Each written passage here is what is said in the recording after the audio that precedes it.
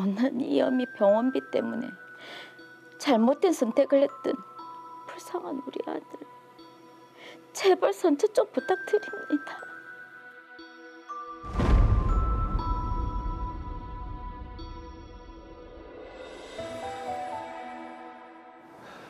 엄마, 물이라도 좀 드릴까요? 아무것도 안 먹고 싶다. 먹으면 토할 것 같아.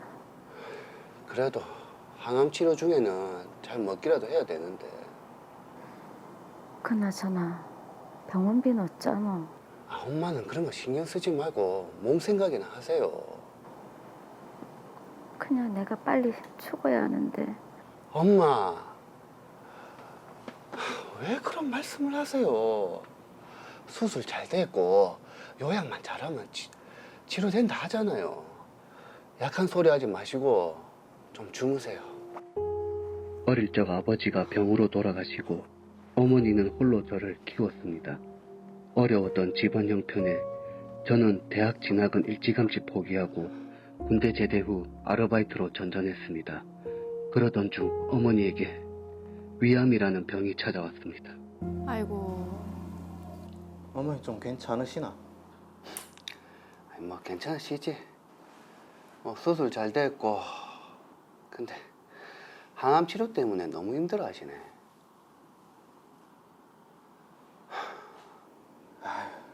어머니도 아프신데 니라도 힘을 내야지. 왜 계속 한숨이고? 네 혹시 돈 좀 있나? 니도 내 사정 알잖아. 우리 아버지 사업 망하고 그 빚 갚느라 죽겠다. 근데 돈은 왜? 엄마 병원비가 없다. 항암 치료 끝나고 퇴원할 때 정산 내야 되는데 주변에 빌릴 데도 없고. 어머니 보험 같은 거 안 들었나? 보험은 무슨. 아버지 병원비 때문에 먹고 살기도 빠듯했는데 보험들 돈이 어디 있었노? 어디 돈 빌릴 데 없나? 아, 니 철수 형님 알지? 알지. 셋이 친했었잖아. 그 철수 형님이 그 필리핀인가 외국에서 그 스포츠 도박 사이트를 운영한다 하거든? 근데 그게 돈이 좀 많이 되나 봐. 그 철수 형님한테 연락 한번 해보지 그러노. 스포츠도 봐. 아이, 그 불법 아이가? 야, 지금 이 상황에 뭐 그런 거 따지노? 어머니 생각해서라도 연락 한번 드려봐라. 난 이제 배달 가야 돼가지고 간다. 형님한테 연락 한번 드려봐래. 알겠다. 네, 간다. 들어가라.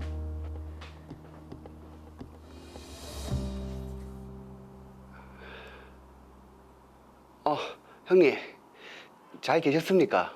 효재야, 오랜만이다. 뭐 잘 지내나? 못 지냅니다. 와. 형님, 정말 오랜만에 연락해서 죄송한데 혹시 돈 좀 빌릴 수 있을까요? 돈? 예, 저 어머니가 위암이랍니다. 어머니가? 예, 그 병원비 때문에. 그러면 야, 니 그 필리핀 넘어온나? 그 내 밑에서 한 1년 동안만 일해라. 예? 그 한다 하면 내 3천만 원 바로 입금 시켜줄게. 거기 불법 아닙니까? 에이, 효자 니 아직 뭐 안 급하네. 그리고 불법은 무슨 그냥 스포츠 게임에 재미로 돈 거는 거지. 1년만 일해라. 그럼 3천이다. 생각 좀 해보겠습니다. 그래, 뭐 내일까지 연락해라. 예.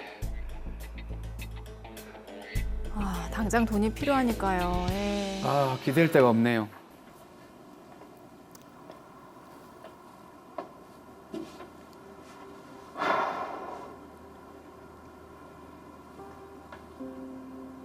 엄마, 돈이 없어도 죄는 짓지 말라고 했잖아. 근데 난 엄마를 살려야겠다. 이번 한 번만.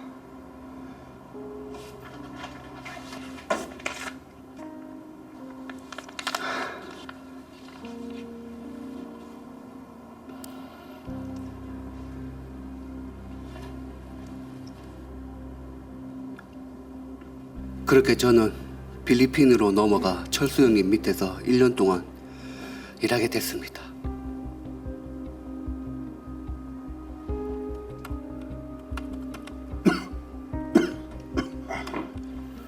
잘하고 있지? 예, 이 배팅 조작 잘해야 된다. 예. 내일 하루만 좀 쉬면 안 될까요? 뭐? 아니 내가 니한테 3천이나 미리 땡겨주는데 쉬는 시간이 어디 있노 임마? 몸이 좀 안 좋아서 그렇습니다. 야 임마 이거 돈 쉽게 벌려고 하네? 쉽게라니요. 저 형님 밑에 일하면서 밥 먹고 잠깐 쉬어 엄마 이거는 계속 일만 했습니다. 하루도 못 쉬고요. 근데 이게 어디서 형님한테 확 대들고 있노? 야 이 물에 빠진 놈 구해줬더만 보따리 내놓으라는 심보네. 임마 3천 다 채우려면 쉬는 시간 없다. 빨리 일해라. 확 때리 쥐기 빌라 마. 빨리 일해라. 예.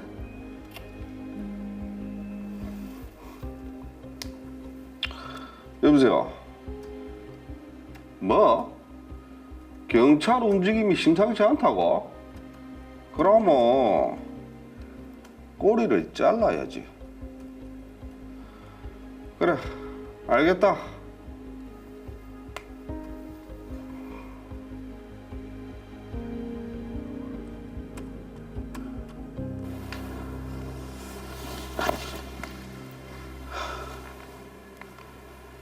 약속한 기간도 다 채웠는데 절대 안 돌려보내주겠지.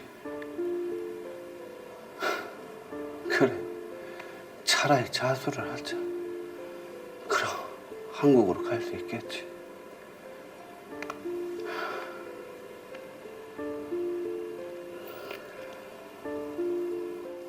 거기 경찰서죠. 그렇게 저는 경찰에 자소서를 제출하고 경찰을 통해 필리핀 한국 대사관과도 연락이 되었습니다. 한국행 비행기를 타면서 체포되어 한국에 왔습니다. 형사님, 우리 아들, 우리 효자 어디 있습니까? 어머니 진정하시고요. 여기서 이러시면 안 됩니다. 우리 아들 나쁜 놈 아닙니다. 다 저 때문에 제 병원비 마련하려고 어쩔 수 없이 그런 겁니다. 딱 한 번만 봐줘 있어. 아이고 어머니. 이 못난 애미 때문에 그런 겁니다. 내가 그냥 죽었어야 했는데 다 내 탓입니다. 내 탓. 자수도 했는데 우리 아들 선처 좀 해주세요. 형사님 제발.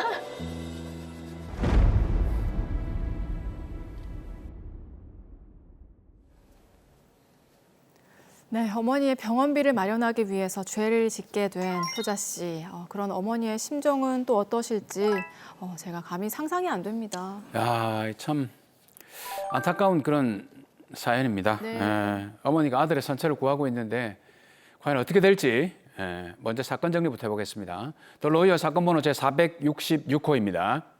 나효자 씨는 어렸을 적 아버지가 병으로 돌아가시고 어머니와 어렵게 살아왔는데요. 그러던 중 어머니가 위암으로 치료를 받게 됐습니다. 나효자 씨는 어머니의 병원비를 구하려고 백방으로 알아봤지만 방법이 없었습니다. 그런데 그러던 어느 날 친구를 통해 아는 동네 형인 홍철수 씨가 필리핀에서 불법 스포츠 도박 사이트를 운영해 돈을 벌고 있다는 말을 들었고 연락을 했습니다. 그렇게 나효자 씨는 홍철수 씨 밑에서 1년을 일하는 조건으로 3천만 원을 받았는데요. 그런데 나효자 씨의 필리핀 생활도 순탄치는 않았습니다. 양심의 가책을 느끼며 혹독하게 일했는데요. 나효자 씨는 홍철수 씨와 약속한 1년을 채우고 한국으로 돌아오기 위해 자수를 했고 나효자 씨 어머니는 그런 아들의 선처를 구하고 있는 상황입니다. 네, 나효자 씨도 이게 불법이고 절대 해서는 안 되는 일이라는 거를 알고 있었는데 어머니의 병원비를 마련하기 위해서 어쩔 수 없이 좀 안타까운 선택을 하신 것 같아요. 그렇습니다. 이게 범죄를 미화해서는 안 되는데 네. 당장에 돈 구할 때는 없고 딱 1년만 일하면 3천만 원을 준다고 하니까 선택을 한 것 같은데 변호사님 어떻게 이 사연 어떻게 보셨습니까? 나효자 씨 사연 참 안타깝습니다. 그런데 나효자 씨는 법을 떠나서 경제적으로도 잘못된 선택을 했습니다. 나효자 씨는 어머니의 병원비 3천만 원을 일시불로 받고 필리핀에서의 범죄 생활 1년을 선택했는데요. 하지만 지금 우리나라 최저임금이 한 달에 약 206만 원이거든요. 네. 최저임금 월급을 1년 12개월로 환산하면 약 2,472만 원이고요. 이는 주 40시간 근로에 토요일과 일요일, 주말 이틀을 전부 쉬는 기준인데요.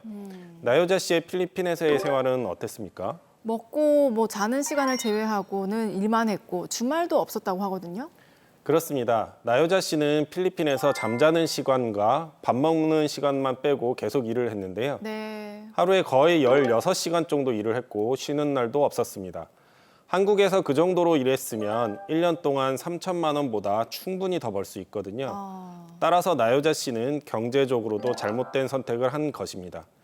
도덕적으로도 어머니에게 걱정만 시키고 어머니께서 가장 힘드실 때 옆을 지키지도 못했고요. 네. 아주 잘못된 선택을 한 것입니다.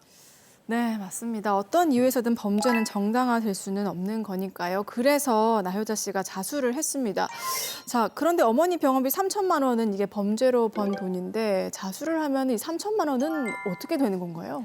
네, 나효자 씨는 형사사건으로 기소돼서 판결을 받으면요. 범죄의 대가로 받은 3천만 원은 추징됩니다.